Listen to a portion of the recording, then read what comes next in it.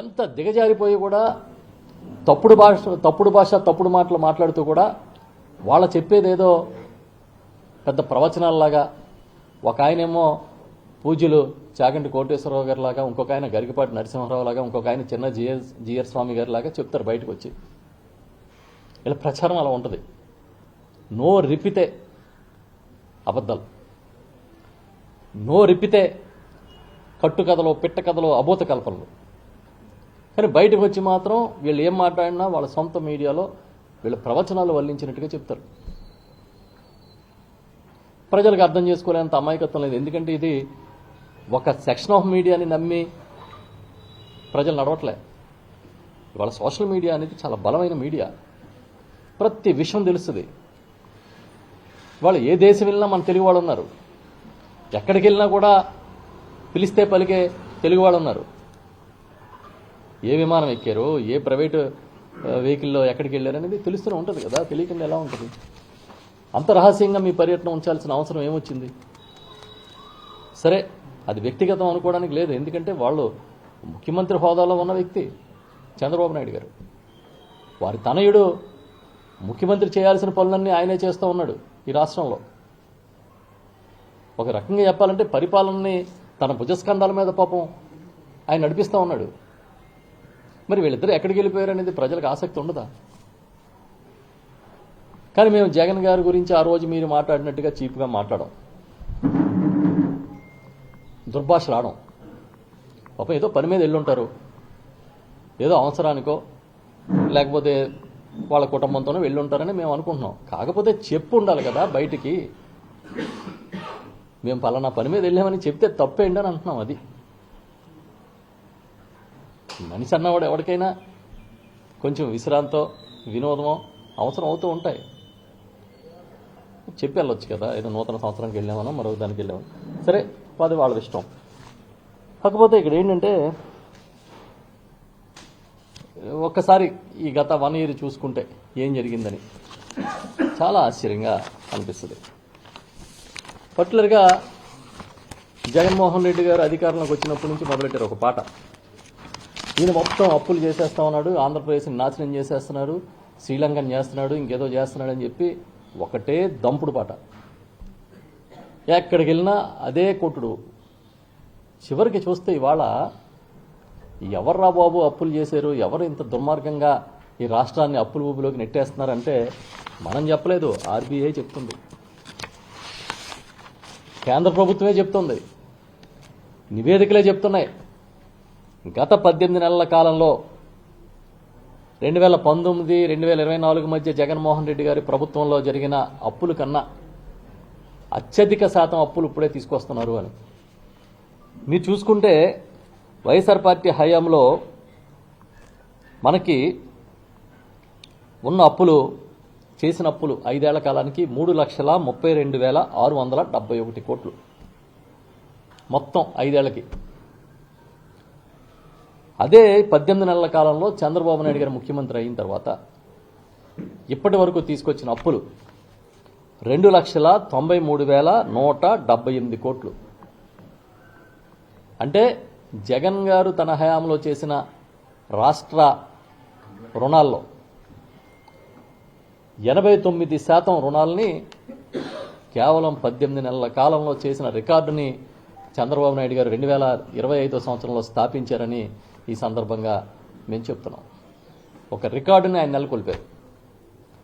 వేగంగా అప్పులు చేసే రాష్ట్రంగా మన రాష్ట్రానికి ఒక రికార్డును తీసుకొచ్చిన ఘనత చంద్రబాబు నాయుడు గారికి దక్కిందని ఈ సందర్భంగా నేను గుర్తు చేస్తున్నాను.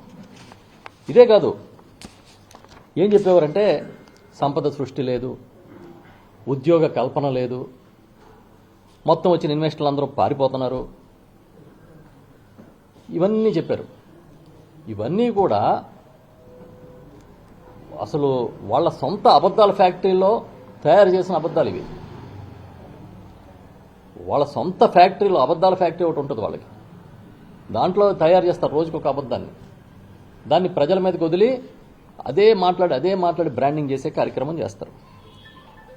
ఇప్పుడు ఆర్బీఐ 4 రోజుల క్రితం ఒక నివేదిక ఇచ్చింది. ఆ నివేదికని ఆధారం చేసుకుని గౌరవ మాజీ ముఖ్యమంత్రి వర్యులు మా పార్టీ అధ్యక్షులు ఒక ట్వీట్ చేశారు. ఏమని ట్వీట్ చేశారనంటే, ఇదిగో మా హయాంలో వచ్చిన మేము చేసిన ఘనత ఇది ఇండస్ట్రీస్లో కానీ ఎంప్లాయ్మెంట్ జనరేషన్లో కానీ అని ఒక ట్వీట్ చేశారు. ఆ ట్వీట్కి ఈ రోజు వరకు చంద్రబాబు నాయుడు గారి ప్రభుత్వం రెస్పాండ్ కాలేదు. వాళ్ళు చెప్పినట్టుగా బ్రాండ్ ఇమేజ్, ఆంధ్రప్రదేశ్ బ్రాండ్ ఇమేజ్ని జగన్మోహన్ రెడ్డి గారు కానీ దెబ్బతీసి ఉంటే అది పచ్చి అబద్ధాన్ని చంద్రబాబు నాయుడు ప్రచారం చేశారు అని చెప్పడానికి ఇదిగో నేను ఇప్పుడు చెప్పేవే నిదర్శనం. టీడీపీ సరే, వాళ్ళ భాగస్వామిగా ఉన్న జనసేన పార్టీ కావచ్చు, వాళ్ళ భాగస్వామిగా ఉన్న బీజేపీ ఈ రాష్ట్రంలో, వీళ్ళందరూ కలిపి దీంట్లో లైన్ షేర్ చంద్రబాబు నాయుడు గారిదే కాబట్టి మ్యాక్సిమం అబద్ధాలు కూడా ఆయనే వాళ్ళ పార్టీ నుంచి తయారు చేసి ప్రచారం చేస్తారు. ఇప్పుడు మ్యానుఫ్యాక్చరింగ్ సెక్టార్లో ఆర్బీఐ ఇచ్చిన నివేదిక ప్రకారం గ్రాస్ వాల్యూ యాడెడ్ అంటే జీవీఏ అంటారు. సౌత్ ఇండియాలో ఆంధ్రప్రదేశ్ 2019-24 మధ్య మొదటి స్థానంలో నిలబడింది. భారతదేశం మొత్తం మీద చూసుకుంటే 5వ స్థానంలో నిలబడింది. దేంట్లో? మ్యానుఫ్యాక్చరింగ్, తయారీ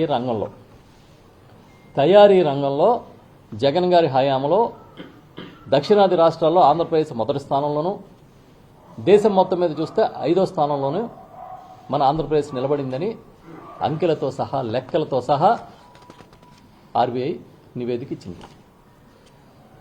దీంతో పాటు ఇంకొక నివేదిక కూడా ఆర్బీఐ ఇచ్చింది. అదేంటంటే పారిశ్రామిక అభివృద్ధి సంబంధించింది. ఆ పారిశ్రామిక అభివృద్ధికి సంబంధించిన గ్రాస్ వాల్యూ యాడెడ్ జీవీఏ చూస్తే మనం ఎక్కడున్నామనంటే, అంటే మన ఆంధ్రప్రదేశ్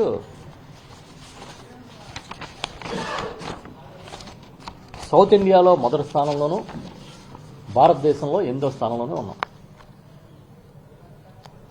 ఈ లెక్కలు మనం చెప్పేవి కాదు, రిజర్వ్ బ్యాంక్ చెప్పింది. ఏదో మనం ఇచ్చిన కాకి లెక్కలు కాదు, అంచనాలు కాదు. రిజర్వ్ బ్యాంకు దీని మీద అధ్యయనం చేసి ఇచ్చిన రిపోర్ట్ ఇది. మరి ఇదే నిజమైనప్పుడు ఏ విధంగా ఉద్యోగ కల్పన జరగకుండా పోయిందని మీరు అంటారు? ఏ విధంగా ఈ రాష్ట్రానికి బ్రాండ్ ఇమేజ్ దెబ్బతీశారు జగన్ గారు అని మీరు చెప్పగలుగుతారు? మరి ఇన్వెస్టర్లు అందరూ ఇక్కడి నుంచి పారిపోతే పారిశ్రామిక అభివృద్ధిలో సౌత్లో నెంబర్ 1 ఎలా అయింది? పారిశ్రామిక అభివృద్ధే కాదు, తయారీ రంగంలో నెంబర్ 1 ఎలా అయింది? చెప్పండి. అంటే మీరు పచ్చి అబద్ధాలని ప్రచారం చేసినట్టే కదా. ఇవాళ మీరు చూసుకుంటే జీఎస్టీ, ఎందుకంటే చంద్రబాబు నాయుడు గారు చెప్పే లెక్కలకి, అభివృద్ధి లెక్కలకి, తాను వచ్చిన తర్వాత చేస్తున్న గొప్ప ఘనత అని చెప్పుకుంటున్న పరిపాలనకి ఈ వాస్తవ అంకెలకి పోలట్లేదు. జీఎస్టీ తీసుకుంటే 3.48% పెరిగింది లాస్ట్ 2 ఇయర్స్లో. మరి 3.48% పెరిగితే వాస్తవానికి ఎంత పెరగాలి అంటే సగటున 10% పెరగాలి. ఎందుకు సగటున 10% పెరగాలంటున్నామంటే, మీరు ఎకానమీ చాలా వృద్ధి రేటు చాలా ఎక్కువ చూపిస్తూ ఉన్నారు. ఆ వృద్ధి రేటుతో పోల్చుకున్నప్పుడు ఇది కనీసం 10% పెరిగి వస్తుంది. కానీ మీరు ఎంత పెరిగింది అంటున్నారు? 3.48%. ఇది మేము చెప్తున్న లెక్కలు ఏంటంటే 2023-24 అంటే జగన్మోహన్ రెడ్డి గారి హయాంలో ప్రభుత్వంలోని చివరి 8 నెలలు, ఇప్పుడు సేమ్ అదే పీరియడ్ అంటే ఏప్రిల్-నవంబర్కి తీసుకున్న లెక్క ఇది. ఈ 8 నెలల కాలంలో వచ్చిన తేడా ఇంత. అంటే మీరు పెరుగుదల ఒకవేళ మీరు చెప్పినట్టుగానే వృద్ధి రేటు, జీడిపి చాలా బీభత్సంగా పెరిగిపోతే మరి జీఎస్టీ కూడా పెరగాలి కదా. ఎందుకు పెరగలేదు? అదేవిధంగా స్టేట్ సేల్స్ ట్యాక్స్ పెరగ